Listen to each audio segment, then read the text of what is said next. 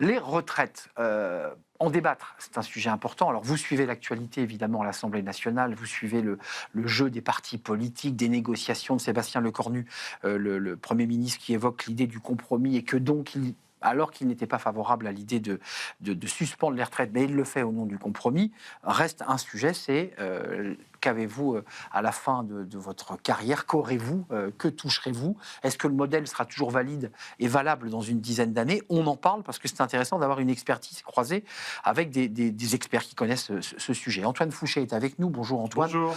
Président de Quintet Conseil. Votre dernier livre, excellent livre, Sortir du travail qui ne paie pas, édition de l'Aube. On verra dans un instant le lien entre travail et retraite et pension de retraite. Et puis avec nous, Alexandre Lamy. Bonjour Alexandre, ravi de vous revoir. Bonjour Arnaud. Ça fait longtemps que vous n'étiez pas venu. Avocat en droit social, vous avez créé le think tank NEOS et vous êtes membre de l'Institut Sapiens. D'abord, juste pour faire une ligne quand même sur l'enjeu politique qui se joue à l'Assemblée nationale, débat sur les retraites, suspension, abrogation. Comment vous, les experts qui n'êtes pas des politiques, qui êtes des experts du sujet, vous observez ce jeu à la fois en coulisses et dans l'hémicycle de on suspend en attendant 2027. Ça vous semble être la bonne solution ou pas?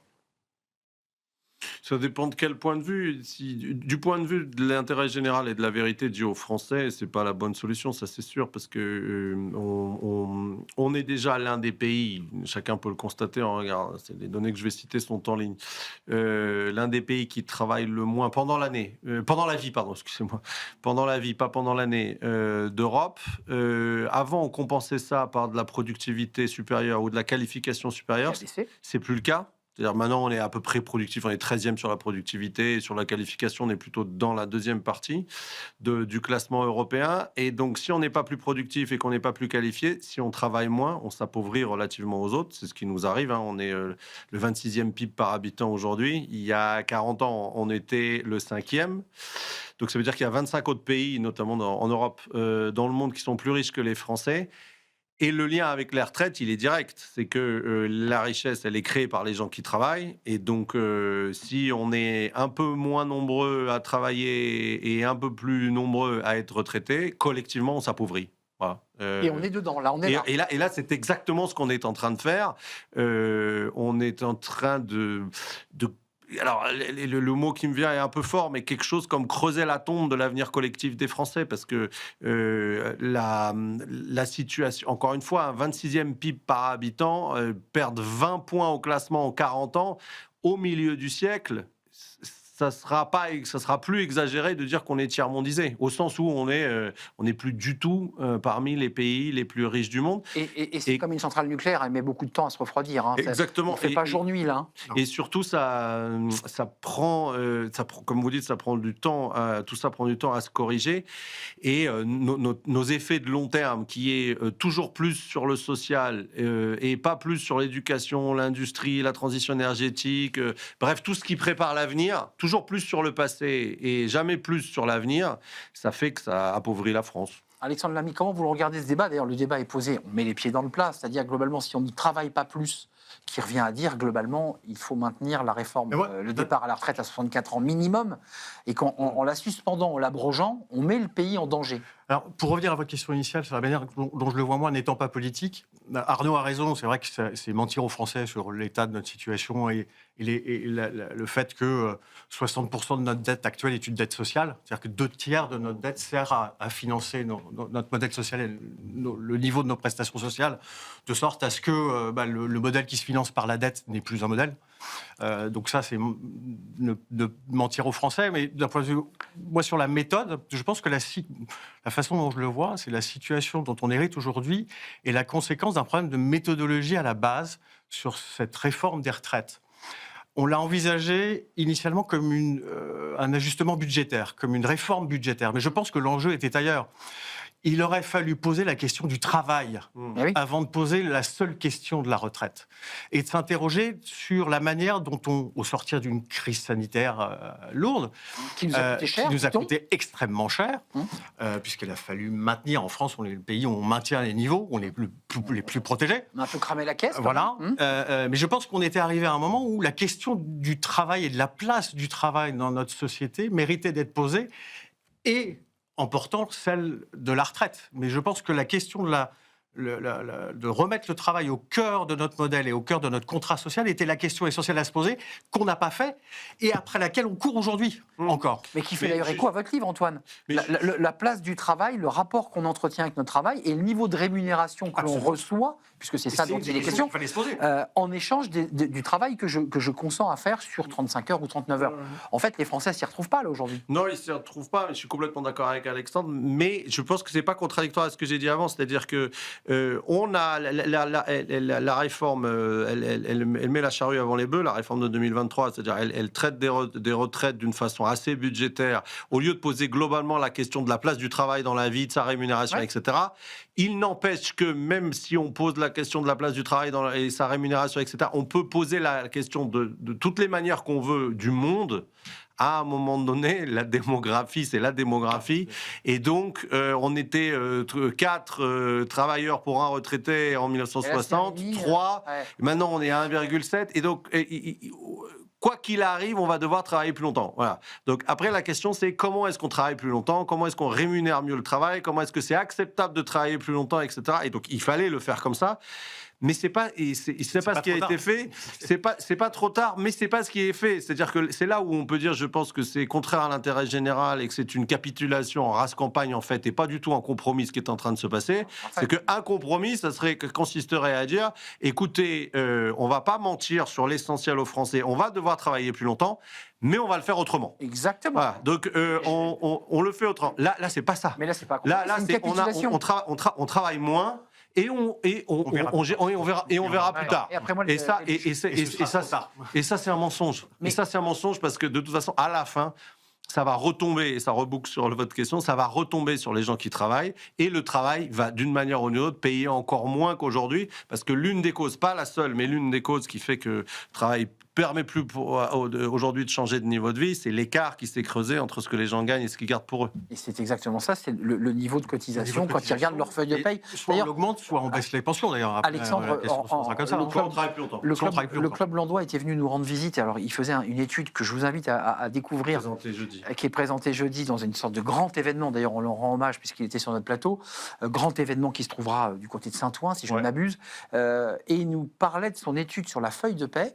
Et quand on interrogeait ceux qui avaient été donc interrogés sur la feuille de paie, personne ne comprend rien. Alors non seulement personne n'y comprenait rien, mais ce qui devenait très intéressant, c'est que je crois que plus de la moitié des Français pensent que leur retraite est financée par capitalisation. Est-ce que vous l'imaginez ça? Non. Ils ne savaient même pas. Donc pour 50% d'entre eux, que c'était une retraite par répartition. Est-ce qu'il ne faudrait pas mettre, alors Farandou, le nouveau ministre du Travail, ancien patron de la SNCF, qui dit mais il faudrait peut-être mettre un peu de capitalisation. On l'a entendu de la part de Sébastien Lecornu. C'est le mot. Gabriel Attal. Gabriel Attal, c'est un peu le chiffon rouge. Mais globalement. Fondapol. Il y a plein. Est-ce que vous, l'avocat que vous êtes et l'observateur, vous dites qu'il faut un peu de pincée de privé, d'obligataire, d'action, je ne sais pas? En tout cas, c'est un système qu'on connaît dans l'entreprise, notamment depuis la réforme portée par la loi Pacte, qui est venue mettre un peu d'ordre dans l'ensemble des systèmes de retraite complémentaires ou surcomplémentaires qui existaient, et notamment avec le PERECO, le plan d'épargne retraite d'entreprise collectif. Donc c'est un système qu'on connaît dans l'entreprise, la capitalisation. Et ça marche bien? Et ça marche plutôt bien. C'est un système qui est connu d'ailleurs pour financer des systèmes de retraite, y compris parmi les organisations syndicales. Bon an, mal an, le fait que la capitalisation fasse son chemin est plutôt une bonne idée, parce que pour revenir à fait dans la tête des Français qui regardent le bulletin de paie, en tout cas. Hein. Ouais, non, mais il y a un grand malentendu. Il y a un énorme malentendu, donc il y a un problème de pédagogie énorme. Mais vous dites, il y a deux sujets de levier. Mettons de côté la capitulation. Il y a le sujet de l'âge de départ. Est-ce qu'on maintient cet âge de départ 62-64, ou est-ce qu'on dit on dérégule et on laisse finalement chacun partir comme il le veut, et il aura la pension qui correspondra à son moment de départ? Qu'est-ce que vous en pensez, et Antoine, ensuite? Encore une fois, je pense que c'est pas possible et que nécessairement l'âge va devoir augmenter. On va devoir travailler beaucoup plus longtemps pour financer notre modèle, qui n'est plus un modèle. Oui, si l'aventure est encore finançable. Parce que la retraite, c'est 410 milliards d'euros par an, je crois, le financement. La grande masse. Et on a à côté de ça les maladies aussi. On parlait du système de notre modèle social, c'est 300 milliards. Donc, face à ces grands de coûts par an, qui pèsent dans les 3600, 3500 milliards de dettes aujourd'hui. Donc, Antoine, vous en pensez quoi? On touche à l'âge de départ, parce que ça c'est aussi un totem, ou voire un tabou, et on dit aux Français, vous partez librement, avec les points, puisque ça avait été évoqué par la réforme Édouard Philippe, avec des points, et en fonction de vos points, vous saurez que vous aurez 2005, 3000, moins, en fonction du départ. Comment vous voyez une forme de liberté, une vision très libérale du système? Et responsabilisante aussi. Le système à points, c'est très responsabilisant. Il y a deux choses. Il y a le système actuel, il est profondément injuste et opaque. Il est injuste parce que selon le même effort, le même travail, les mêmes cotisations, vous n'avez pas la même retraite.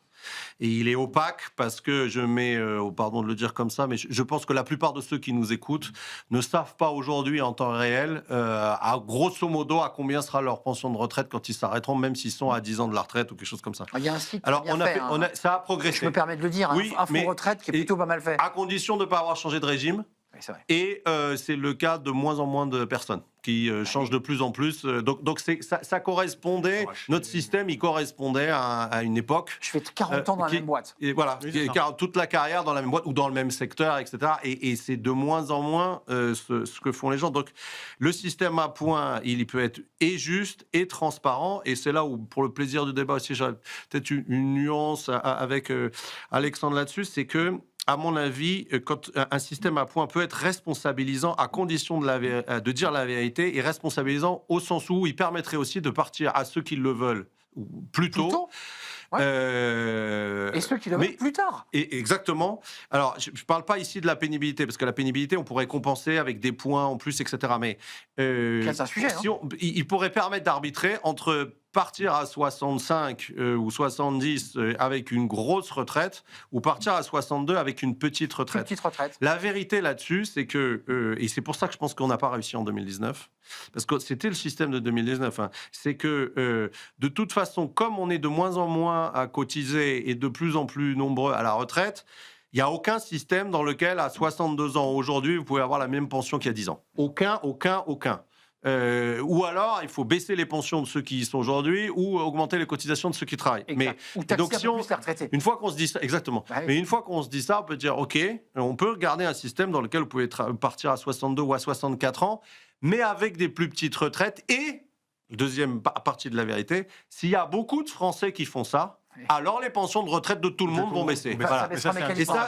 Donc voilà, et donc c'est un système, c'est pour ça que il n'est pas si libéral que ça, au sens où il donne de la liberté individuelle, mais il y a une régulation collective. C'est-à-dire que si tout le monde joue le passager clandestin en disant je m'en fous des autres, tout le monde perd. Mais c'est pour ça, mais en même temps, c'est très responsabilisant. Antoine Fouché, il nous reste 2 minutes. Je voudrais simplement vous entendre parce qu'il y a un petit sujet qui a été soulevé au projet de loi de finances sur l'idée de supprimer le cumul emploi-retraite. Je ne sais pas si vous avez suivi. Alors, c'est pas tant une suppression qu'une décote, je crois, de très mémoire. Forte décote qui fait qu'en fait, quand vous gagnerez 100 en plus, on vous le retirera de votre retraite. Donc, globalement, ça arrive quand même à la fin du cumul emploi-retraite. Vous y êtes favorable ou pas ?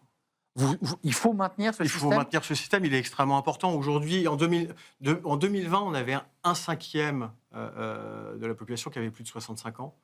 2040 sera un quart et 2050, c'est 30%, à peu près. On a besoin de cette expertise-là, notamment dans des secteurs clés que sont le nucléaire. On parle de réindustrialisation indispensable. On a cette transmission de savoir qui doit être faite.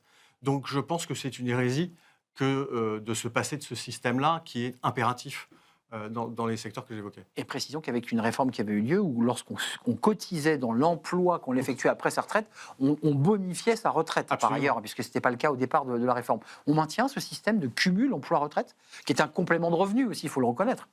Oui, à condition de travailler tous davantage sans cumul. Voilà, c'est toujours pareil. Le problème, je pense que pas que sur les retraités qui bossent. Le problème, oui, c'est le problème. Je pense que ce qu'a en tête le gouvernement, c'est de dire attendez, notre système avec un âge de départ précoce et un cumul emploi-retraite favorable, il pousse les gens à partir le plus tôt possible pour cumuler retraite et emploi. Ouais. Ça tourne pas et il a raison. Mais ce qu'il faut faire, c'est les deux. C'est-à-dire, c'est pousser, inciter la majorité d'entre nous, la grande majorité d'entre nous et tous ceux qui le peuvent, à travailler 2 à 3 ans de plus.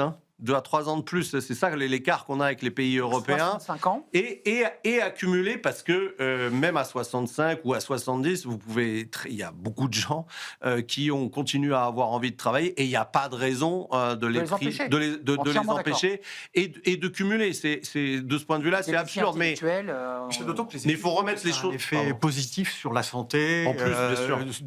Et puis sur le moral, sur l'équilibre. Merci à vous, messieurs. Le débat est terminé. On ne l'a pas résolu, vous l'avez constaté, le paradigme, le débat des retraites, mais on a éclairé à travers l'expertise d'Antoine Fouché et d'Alexandre Lamy tous les gros sujets qui vont. On aura sur Smart Job régulièrement des débats sur ce sujet. Merci à vous deux. Et je pense pendant plusieurs années. Merci en tout cas de nous avoir éclairés et grand les yeux, parce qu'il y a quand même des vérités à entendre. Merci Antoine Fouché.